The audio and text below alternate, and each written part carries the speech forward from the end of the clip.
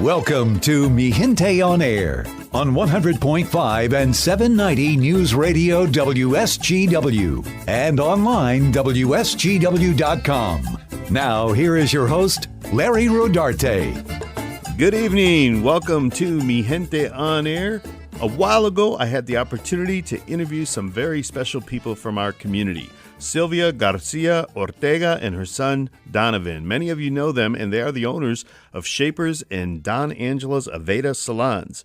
Tonight, we're going to take a look at what my good friends have been doing in our community. On today's show, I have a dear friend of mine as my guest in the studio. I had to drag her in here. She is the owner of Shapers Aveda Salon and Day Spa over on Center Street in the township, and she is a long-time entrepreneur who has had her business operating for more than 30 years. Can you believe that? 30 years, and she's making people beautiful every day, and her name is Silvia Garcia Ortega. And her son, Donovan Ortega, is joining us, as well as half the owner of Don Angelo's Aveda Lifestyle Salon in Uptown Bay City. They are making people beautiful, like I said, in the Great Lakes Bay region.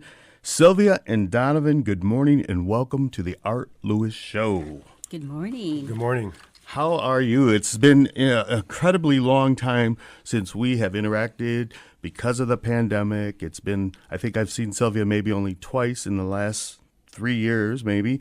And, you know, how are you getting along now that we're kind of finally coming out of the dark? Things are good. It feels nice to be somewhat back to normal, start seeing our regular friends and families again. So things are good. That's awesome. That's awesome. You know, I want my listeners out there to understand where you were born, where you come from, and talk a little bit about your early life in Saginaw.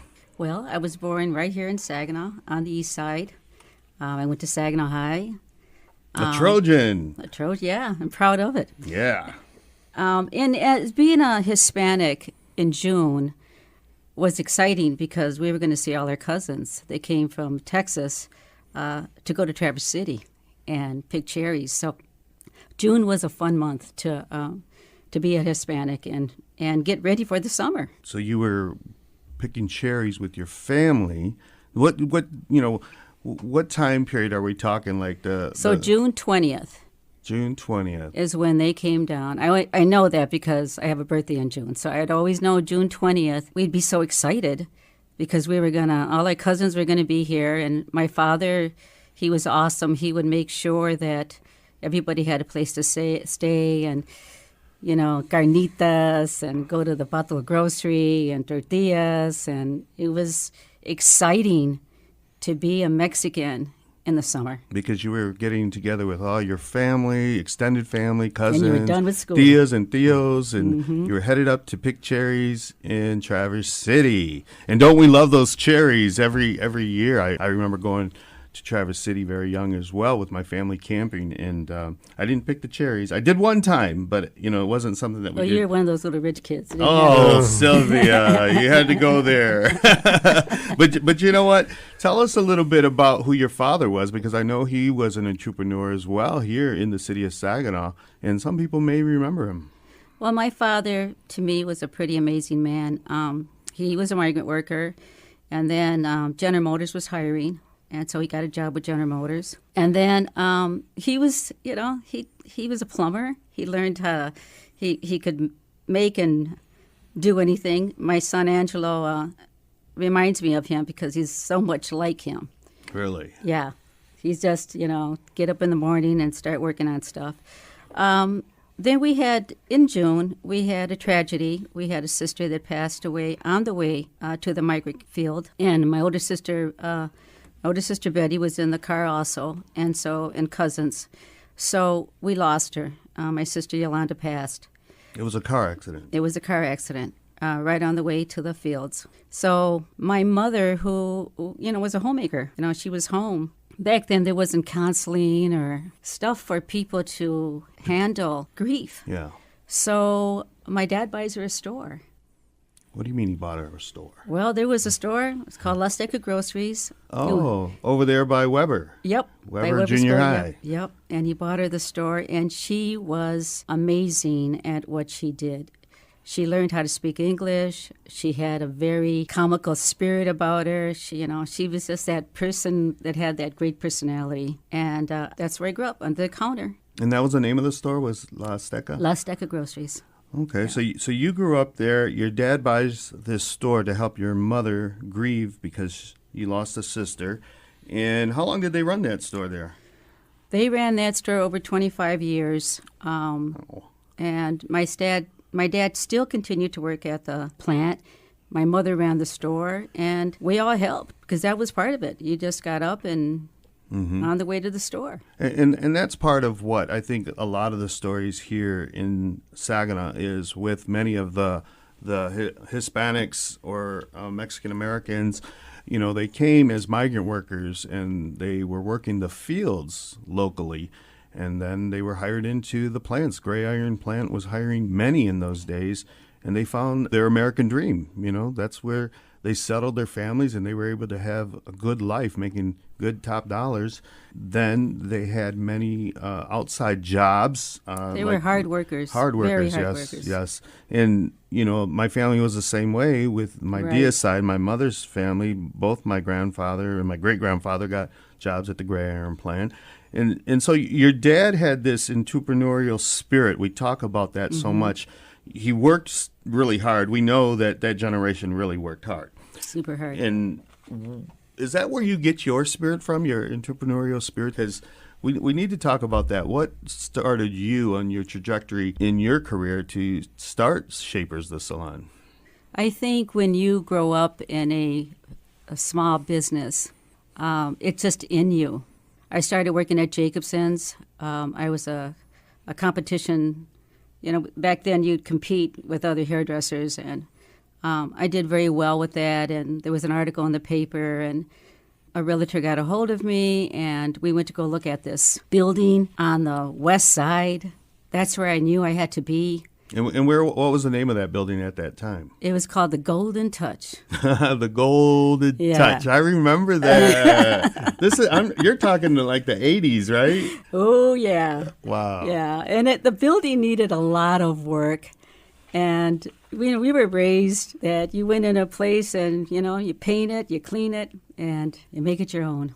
And that's what she did. The Golden Yeah. Touch became, was it Shapers right away? Shapers the Salon? Yeah, we knew we didn't want anything with hair in it, and I didn't want anything with just a short word. And so Shapers, getting your hair shaped, and just seemed to fit. And how many years ago was that? I mean, I know it's at least 30 years, correct? I believe it's 33 years. 33 Yeah. years. That's a long time to have Yeah, that very long. business.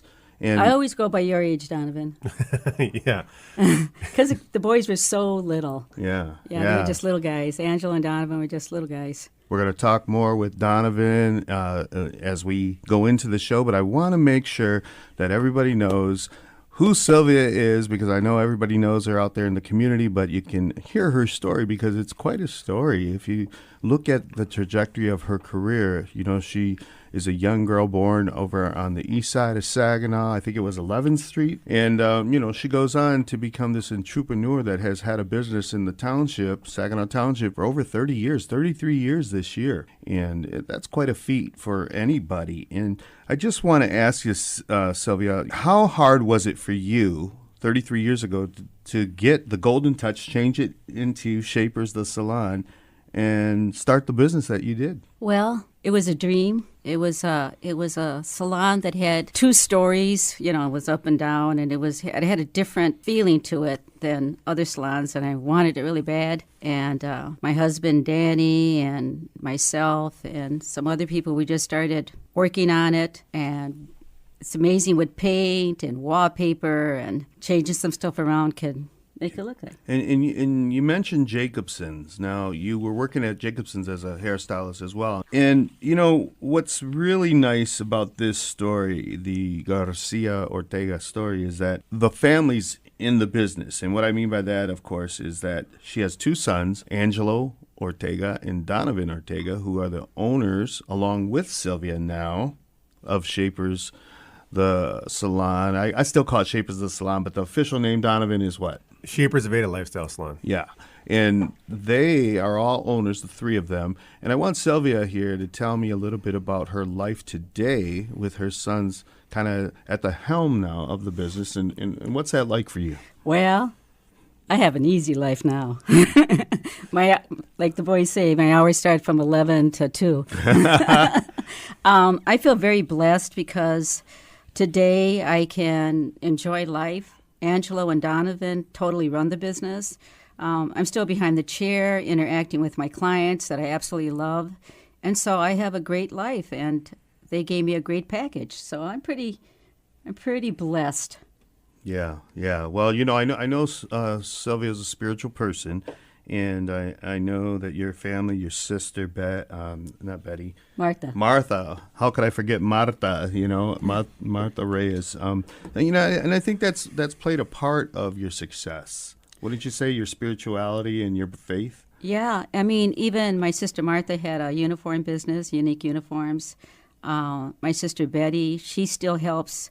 She helped us in both businesses. She is a part of it. She helps us on Fridays. My sister Betty, my sister Martha, all the sisters get together. We make it a point to make time for each other. Donovan, you have grown up in the business. I know you were so young when I first met your mom. You boys were probably, my gosh, under 10 at least, under maybe even, in your case, 5.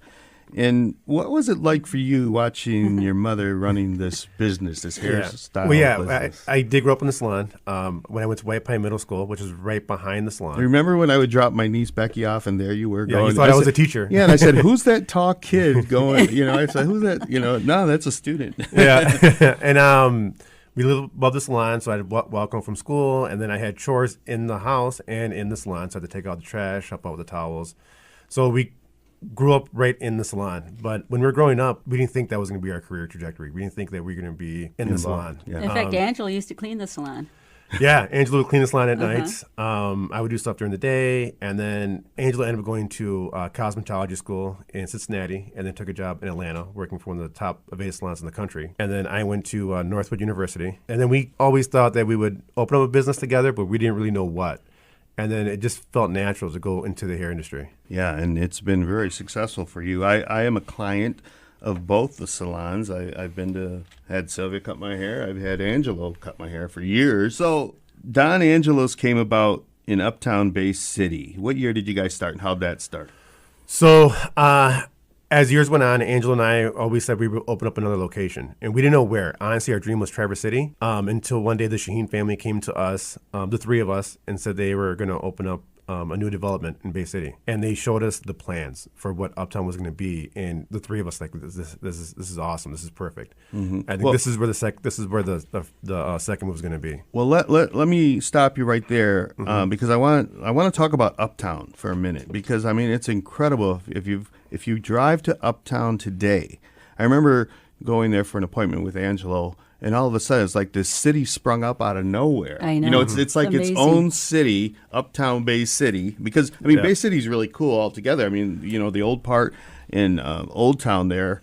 But the Uptown, I'm telling you, all of a sudden you got a hotel across the street from Don Angelo's, and then you got the restaurants. You got Jose Costillo, a great friend to all of us, who's got his steakhouse over One of my there. favorite restaurants, for sure. Great spot. I mean, it's just really incredible. What's it like as a business owner down there? It's a great area. Honestly, I start my mornings there every morning, and it's great driving in, and there's so much energy there in the morning. We have great business partners, a great coffee shop right next door to us, Live Oak. We talk about Vinny's. He's got the Uptown Grill and the pizza place, Vinny's Pizza. And there's constantly more growing. There's always something going down there. It's got like this hustle and bustle. It's crazy because it feels like you're in a big city. It feels like you're like in a thriving area of like Dallas or Detroit or something like that. So it's great to have that energy down there. Yeah, and everything is newly developed. I mean, it's just beautiful. I love going down there. I want to work there. Every time I go over there, it's like there's always new development. There is apartments going up. There is the hotel went up. It's a beautiful hotel. Well, there's constant building going on over there. I think last year, 2 years ago, the new dentist offices opened up and new apartments right in the beginning entrance. There's a whole new area where they call it River's Edge. That's going up. So it's exciting seeing all the development going on. And you mentioned your favorite restaurant there, the Brazilian Steakhouse. Owner Jose Costilla is a good friend of all of us. Tell me a little bit about that. Costello's is great. They've had to change their menu a little bit because of COVID. But, I mean, amazing steak. Sarah, my wife, love to go there and get appetizers. They make the best steamed mussels. They're delicious. Wow. Yeah. And Ramiro Castillo is also still there with him, with his brother. Amazing chef, honestly. So isn't that amazing? You know, we have Latino businesses, you know, where you have a mother and her sons working, and then you have a brother over there with the Costilla family, with owners of not only the steakhouse, but many of the restaurants, the Mexican restaurants, Coco Locos. You know, he's got quite a big chain there that's happening. Yeah. So, you know, really proud of that because, and I tell this story every time I talk about Jose, you know, I mean, 15 years ago, he was a migrant worker. They were all migrant workers that came to this area from San Juan, Texas. And here he is the owner of at least 5 restaurants in the Great Lakes Bay region. So that is truly a success story. And we're going to have him on the program one of these days when he's not so tied up in the restaurant business. But, you know, it's just amazing to me. I want to mention that, you know, we are live streaming here. And we have 2 gals that are friends of yours, I guess. Angela Blanco, she says, working and listening to my gente, Hola Ortega family. And we know Angela Blanco, Mika as she's known. And her sister's working as well. She says, good morning, Silvia and Donovan. Love seeing the boys doing big things in the community. So you got your big supporters, and they've always been supporters, haven't they? You know, I want to ask Silvia, you know, because here she's the leader of the band, if you will. And here she has this successful business. But how does that make you feel to see the boys doing so well, Silvia? And you can get emotional if you want, but I just think that that's an important question for all those that know you. Extremely proud. I can even see I have a granddaughter who the other day was combing her dad's hair, and I, as a grandmother looking at that, I'm like, wow, you know, it's going to be in her. It's already in her. Not that we wanted to go into that field, but, you know, she is raised with that, with her mother and her father and her grandmother. And I just feel that watching the guys grow up, they always cared about me and the business. It's just fun to see what they're doing. They're always in the kitchen trying to find a new way of doing things, a better way to serve our clients. What can we do for our employees? And they're just always, it's like a little more, they're always thinking and just trying to improve it. Because in today it's a little harder in business, in our field today. Things are changing so rapidly and just trying to keep up with all that. So, yeah, I'm a proud mom. And, you know, she mentions about, you know, always trying to better the business and what they can do for the employees. And I've been the recipient of going to their parties. They have great parties where there's great food. I haven't been recently, I think because of the pandemic. You know, we kind of all had to step back or whatever. But hopefully I'll get the invites now that we're kind of coming out of the dark, as I've said. But I want to know, Silvia, what advice would you give to any young entrepreneur that may want to start in your field or in your business? Well, it's a lot of work. First of all, I would pray about it. And second of all, you have to have a passion for what you're doing because it's going to take a lot of sacrifice and a lot of time. And you have to love what you're doing. If you don't love it, then don't do it. I want to ask Donovan, because this is an important question for anybody who's in business. They often talk about don't go into business with family. And obviously, this is a family-run business, mother and 2 sons. But what is it like working with your brother, Angelo? Angelo and I have a very great dynamic because we're the same, but we're also different, too. Because Angelo's very artistic. He's great with his hands. Yes. I'm more, I don't want to say more analytical, but I actually like doing the paperwork stuff. So that's what works out. That's what gives our dynamic and what makes it work. And we talk on a regular basis, and we look at stuff differently, so that makes it work. And also, he's the person I can trust the most, so it makes it a whole lot easier, too. Absolutely. Yeah. And, when we look at the trajectory of Silvia's life, you went from working kind of as a migrant family, because before you were born, your family were migrant workers. Yeah. You are the baby of 5, and, you're a one-woman entrepreneur today with these salons. What are your thoughts, Silvia? I mean, what are you feeling today in 2022? Because, I tease you all the time about being a Trojan back in the 60s with my cousin Rosie Guevara, right? So come on, tell me what you're feeling today. I feel good. I'm able to, like I said, enjoy life now because of my sons, and I can take off for the weekend and go, I can go up to Traverse City. Yeah, you got a place in Traverse City, I the can go to casita, but you sold the casita and now you have another place. Yeah, we're working on that, and it's just nice to get away and not having. People aren't blessed like I am. Like some business owners, they leave and they're worried about their business because it's a 24-hour gig. Yeah. You have a business and you're thinking about it 24 hours. With me, I can go because I know that I don't have to worry about that. Angelo and Donovan take care of everything as it is. So. Yeah, what a relief. Yeah. And when you were asking Donovan, I'm sure it wasn't easy for them because when you go into business as a family, and it's hard to let go. In the beginning, it was very hard for me the things that they wanted to do and where they wanted to take it, to let go. And so, and be honest, there was some arguments and, debates, and, it's not easy as a family business. But then on the other side, it's great too. Well, I want to mention real quick, Johnny Estrada is a listener. He's saying, listening in, I remember Silvia's dad and mom when I used to patronize him in La Azteca store.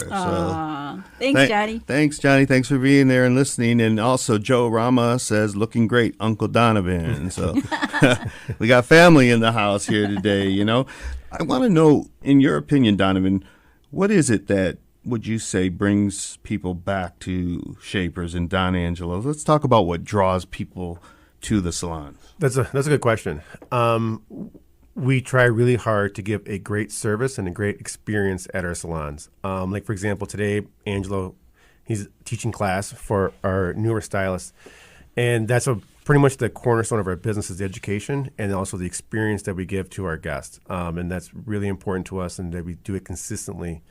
I think that's what kind of sets us apart. And tell me the relationship real quick about Aveda, because that's an important part of your salons as well. Extremely important part of our salon. We've been with Aveda for over 25 years. It's a great cosmetic company. They were one of the first green companies. They're always striving to be more green, more environmentally friendly, which is great. And it was based by professionals that work in the industry. So it makes it a whole lot better because they know what hairdressers want and need to do great hair. So it's a great partnership. And a lot of it's natural products, correct? Yeah, natural based, yeah.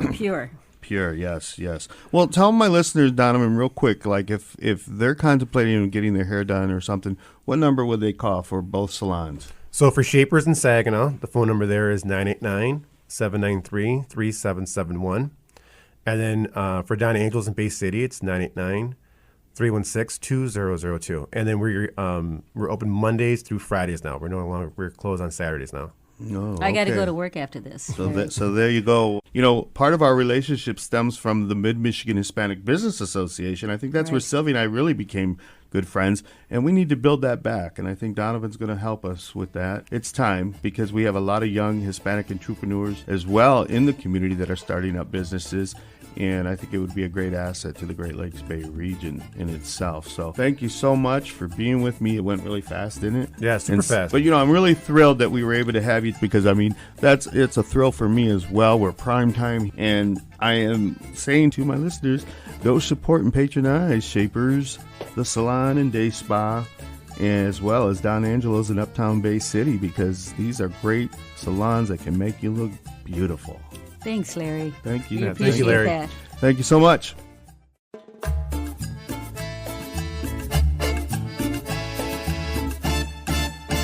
Welcome to Mi Gente on Air on 100.5 and 790 News Radio WSGW and online WSGW.com. Now, here is your host, Larry Rodarte. Good evening and welcome to Mi Gente on Air, another edition. A while ago, I had the opportunity to catch up with a rock and roll legend, Bobby Balderrama of Question Mark and the Mysterians. We had a great conversation about his impressive career and the band's number one hit single, of course, 96 Tears. This evening on Mi Gente on Air, we're going to listen to that interview and hear from a living piece of rock and roll history. I have a really special guest today who started playing music very young, way back in the early 1960s, and he helped start a rock and roll group that has cemented their status in rock and roll history. They are called the greatest garage band ever. He is a Mysterian, and his name is Robert Lee Balderrama, known affectionately as Bobby to many. He and the group shot up the charts in 1966, if many of you remember, with Question Mark and the Mysterians with the number one hit, 96 Tears. They were the cool band, and the Mysterians, well, were mysterious, right? Their song hit among other number ones by the Four Tops and the Monkees. It really was an incredible feat for five Latinos from the Saginaw Bay region. And after 55 years, can you imagine, he is climbing the charts again with his current hit, which is called Any Moment, with Lasonic, as Robert Lee is featured in a style of music he has always loved, jazz. So please help me welcome today the legend, Robert Lee Balderrama, known as Bobby. Thank you, Larry, for having me on. Thank you for being with me, Bobby. Really, it's, always a pleasure to see you because, my God, we can talk such great history, right? Rock and roll history. We're in a whole different world from 1966, of course, and you've had a long career in music. How does it feel for you to be riding the top of the jazz charts again today? It's like a dream come true, Larry. I've always dreamed about it, I was always playing rock and roll and playing instrumentals when the band first started, and jazz has always been my love. And then when George Benson came out with smooth jazz, I knew that was for me, and so I followed his career and see how that was going, because he got into the mainstream music with his guitar playing, and so that was my dream to do that. So tell me, Bobby, and tell my listeners, who is Bobby Balderrama? Where did you come from? Where did the Balderramas come from? Because that's quite a mouthful in a name. So let my listeners know who you are and where you came from. Yeah, my parents were from just a little bit of west of San Antonio, Bigfoot and Divine, Texas, that area right there, and kind of but from like Uvalde, in that area. Yeah, close to Uvalde. Yeah. It was called Bigfoot, Texas. I don't know if there was ever a Bigfoot there, but I always thought about that name, but that's the area that they were from. I never lived there because my parents were migrant workers, and so we traveled all over Texas, and up to Michigan and stuff like that. But my parents were, my dad played guitar, he played accordion, he loved to play music. And so in our family, there's a lot of Balderramas that have been into the music. I got a cousin passed away a couple of years ago. Enrique Balderrama was very famous in Texas. He was a movie actor, and he had a band called La Patria. And they were really famous in Texas, and he released, 20 or 30 albums, I'm pretty sure. And he very famous. So I was really influenced by him, watching him, and my dad would talk about him, that he played in nightclubs. And I go, wow, that would be great to play in nightclubs, And so the Balderrama family has always been involved in music. So let's go back to 1962. Okay. You are a young musician. I mean, young. Yeah. We're talking 12 years old. Yeah. And how did the idea to start a rock and roll band come to a Mexican living in Saginaw in the Great Lakes Bay region? Yep. But what it was like I was always into the ventures, instrumentals. That was really popular in the early '60s. Instrumentals and the ventures. There was a whole bunch of bands, Dwayne Eddy, and they were all instrumentals. And I fell in love with that kind of music because I really didn't want to be a singer. I wanted to be a guitar player. So my dad taught me how to play guitar. My brother did. He played in a Polish polka band in Bay City. His name was Henry Balderrama. And so I was influenced by them, but rock and roll, being young, it was really the fad, when you're that young. And so my sisters followed Elvis, Elvis Presley, they all loved him, and so I always thought he was a great singer and great dancer and everything. So, but I never really saw him play much guitar, so I wasn't really into his music as far as like the Ventures, that there was melodic instrumentals that they did, and I fell in love with that style. Even though jazz was my first love, but it just was way over my head, and so instrumentals like Walk Don't Run, they were easy to play because of the melodies. So I would say at 12 years old, I was totally influenced by my family, but also by the music on the radio. That was big. That was popping. Yeah, because Elvis was popping, obviously. The British invasion and everything Yeah. else. But who helped you get started at 12 years of age? Because it wasn't just you. You invited your cousin. Yep. Tell me a little bit about that. Yeah, it was my nephew Larry Borges. Me and him used to practice, and he would come out. My parents bought a farm in Bay City, and we bought 40 acres. So he would come out, and we would help my dad, work the farm, run the tractors or whatever, pick pickles, because we were used to that anyway. So, but we owned the land.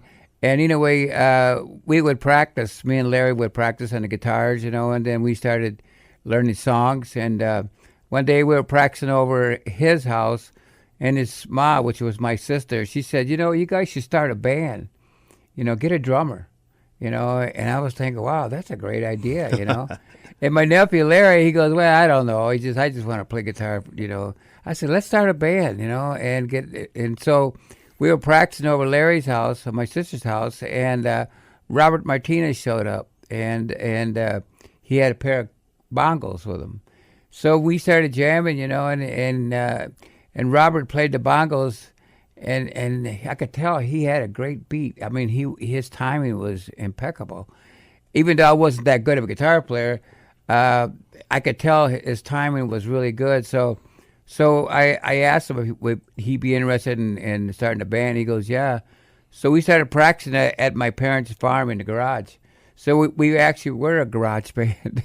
Wow. And Robert comes from the Martinez family, which lived across the street from St. Mary's, the cathedral, right here in Saginaw, and he hails from a migrant family as well. Yep. And so that was 1962, correct? 1962, yeah. Wow, I can't believe that. Yeah. At 12 years of age, you started a band. And tell me, how did our good friend, come into the picture? Well, we did a couple gigs, and it was really fun doing it. And we weren't making that much money, but it was just fun playing, and people enjoying the band. But everybody started asking, well, you guys play any songs with vocals, singing? And I go, oh, no, here we go. And they're going to start asking for a singer. And I just was so much into the instrumentals, and I said, no, we just play instrumentals. And they said, well, you guys need a singer, every time we play someplace. So I told Robert and Larry, I said, we need to get a singer.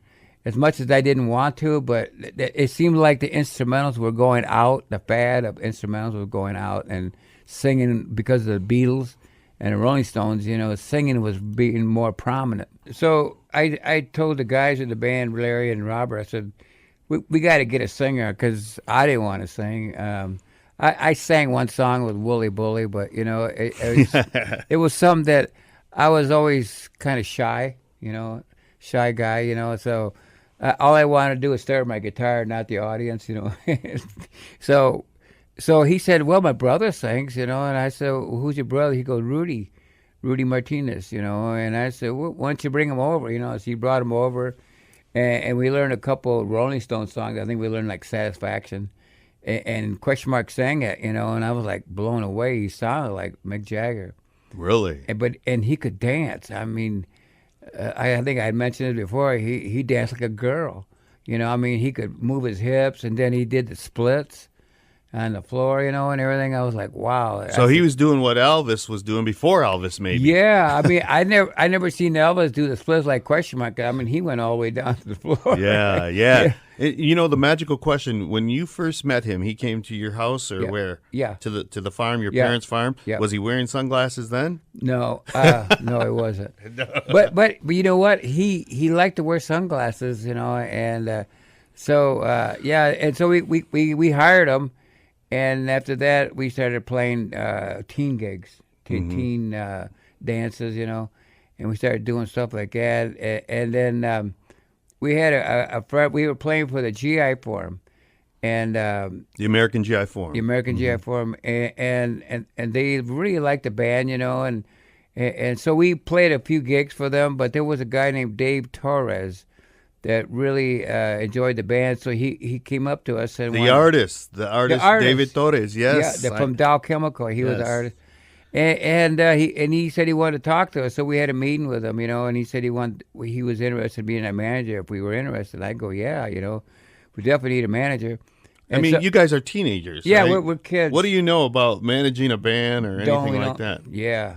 So, I mean, he was an older, I don't know how old he was, but he was an elder to me, and when you're 12 years old, everybody's older than you. Yeah. And so I looked at him, I said, yeah, it would be great to have a manager. So he had drawn. We had a meeting with him with the whole band. It was Richie's Drive-In on Dixie in Genesee, and we had a meeting with him. And he drew these great big pictures of the band, and he had us all wearing. What do you call those people? Like the Mexican singers that sing in the restaurants. The mariachis. Mariachis. He had the mariachi outfits, right? And they were really beautiful. I really liked them. Then he had the big sombrero, and I said, Dave, I said, the sombrero's got to go, man. I can't see you on stage trying to balance off a big sombrero, but I love the outfits, and I said, yeah, the outfits.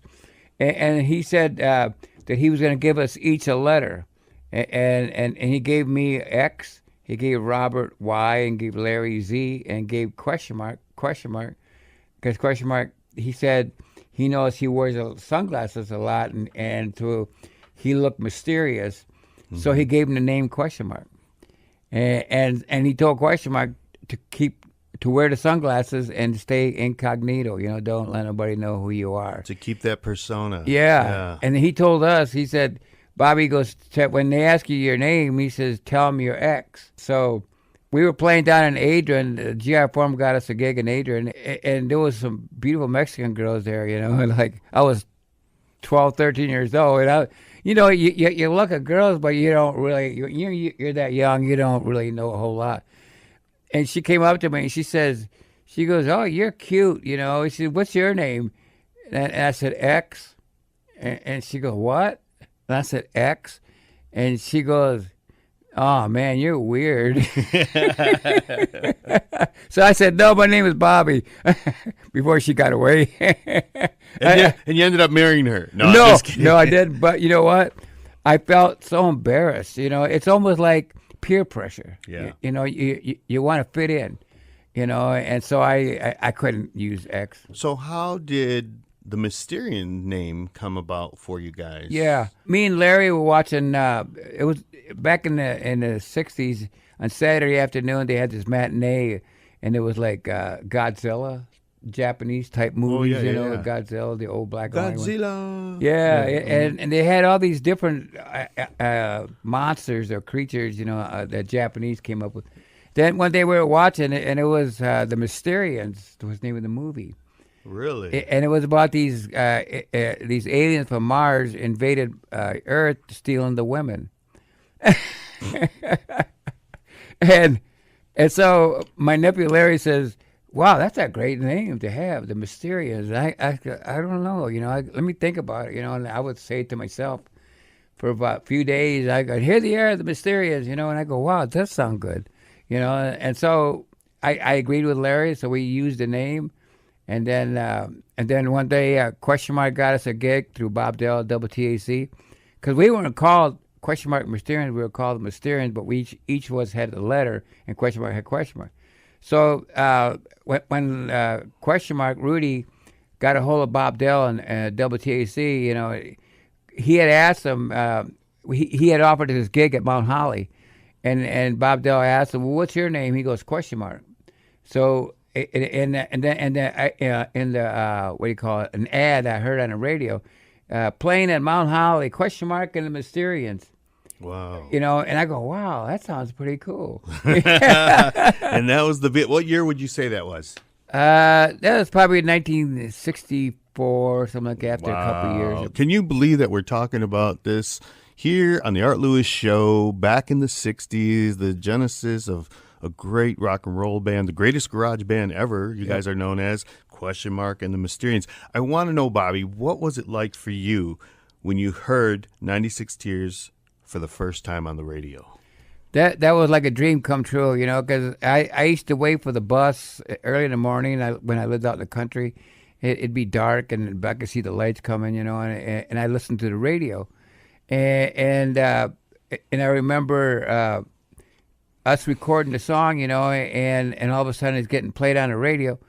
And the first time I heard it, I was like, wow, it's coming out of that radio with the Beatles and the Rolling Stones. I just heard their music on the radio, and they're playing ours, Wow. And to me, it felt like we were right there with them, I don't know if you can understand what I'm saying. I can't, because obviously I didn't experience it, and very few people could, because we weren't the ones involved. Yeah. But I mean, honestly, nobody can say that really in the Saginaw area. Right. Besides you guys. Yep. Maybe Greta Van Fleet and what they're kind of doing, Stevie Wonder, of course, but Stevie, he was born here but wasn't raised here, really. Raised in Detroit, yeah. But I mean, you guys were actually right here in the Saginaw, they called it Saginaw Valley back in those days. Remember the Tri-Cities or what have you? Because some of you were born not only in this area, but in Bay City as well, correct? I was born in Texas. I don't know. Well, I mean that you came here and lived in Bay City and in Saginaw.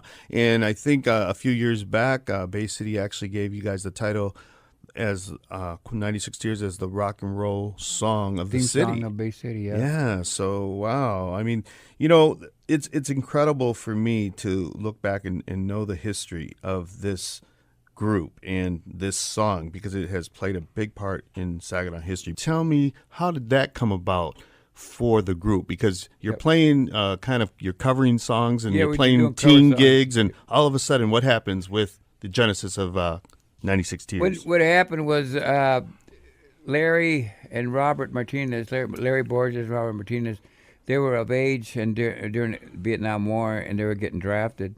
So they joined the Army as a buddy system, so we had to replace them when we got Eddie Serrato and Frank Lugo. And we recorded 96 Tears. In Bay City? Yeah, in Bay City at Shields Recording Studio. It's on Raymond Street. They even got a plaque right in front of the house talking about it. But we were practicing over Frankie's house, and I started playing G to C, going back and forth. I used to practice these bar chords so I wouldn't look at my fretboard and I'd hit it, and go back and forth. And then Frankie started playing the keyboard, ding, ding, ding, and then Eddie started that great playing, riff. Yeah, the great riff that made 96 Tears. And then Eddie started playing the drums, and Question Mark just started singing, He said he wrote the lyrics way before that. I don't know. Well, I remember him telling me he heard that, the riff, I guess. Yeah. The music that you guys were producing, he had heard it somewhere in his head. And he couldn't put a finger on it, but it was something that kind of like he felt that he had actually kind of produced with the man that was playing the piano. Remember the old man that owned the store downtown Saginaw? That's what he said, yeah. Yeah, and so when he kind of heard the riff that Frank and you guys were playing, it came to him. And what is amazing to me, and I don't know if many listeners out there know, is that you guys recorded that basically almost on one take. Couple takes going into it. But it was a few takes. I don't remember how many, but we were getting a buzz, so we had the engineer, Art, his name was Art, and he said, I'm getting a buzz, so we had to move things around, but we eventually got it. And wait, I thought you were talking you had a buzz. No, you're talking about in the music, in the instruments there was a buzz. There was a buzz. There was like a hum coming through the amplifier.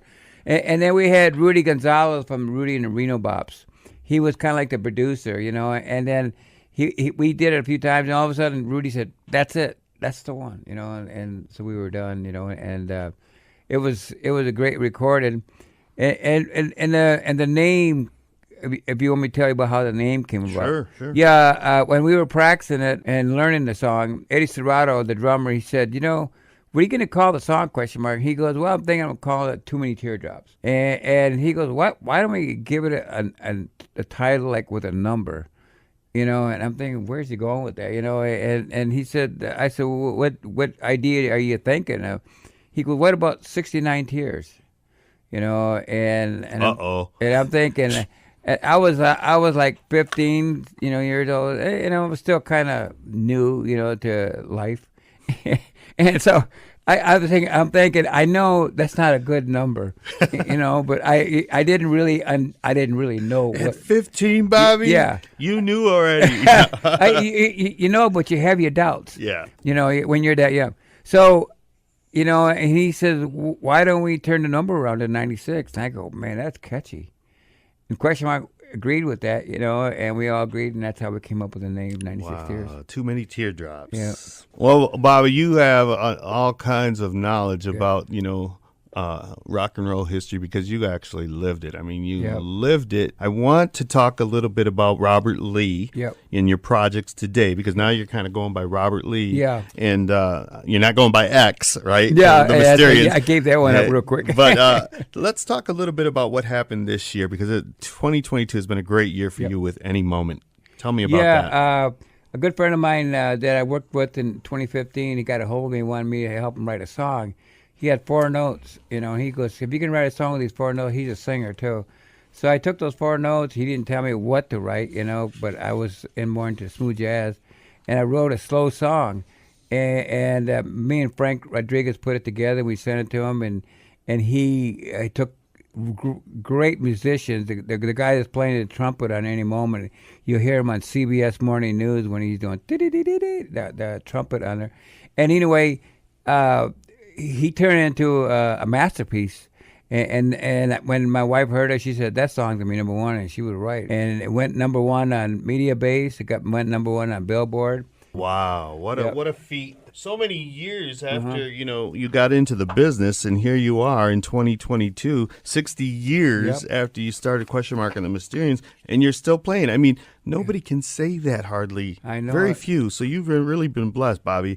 Well, you know, with reaching the top of the charts again, you know, with Any Moment, the jazz song, and then what he does with the homeless concert, you know, he's a great steward in the Great Lakes Bay region. And that was why the committee for the Cinco de Mayo Parade and Festival this year selected Bobby Balderrama to be the Grand Marshal. What was that experience like for you? Oh, that was amazing. It was so great. You know, I know that the parade hasn't been done in a few years because of the pandemic, but everybody out there I waved at, you know, and they smiled at me, you know, and I had my guitar, and I was, and people hollered, play it, you know. It was just a great time, Larry. Well, thank you for inviting me. Well, it was an honor for us to select you because, I mean, honestly, you know, 60 years in the music business, and, you know, when we have seen so many greats, you know, through in this nation, it is very humbling for me to say that Saginaw has a great rock and roll band. You know? Yeah. You guys are all still here, except for Eddie. Yeah. Eddie Serrato passed away a few years ago. Yes, but you guys are still, you know, here, and you're playing still with the Mysterians. Yeah. You got a gig coming up, right? And you've been playing all along. So I mean, thank you so much, Bobby Balderrama, for being with us today. Bobby Balderrama. That's how you say it. Thank you so much. You are a true class act.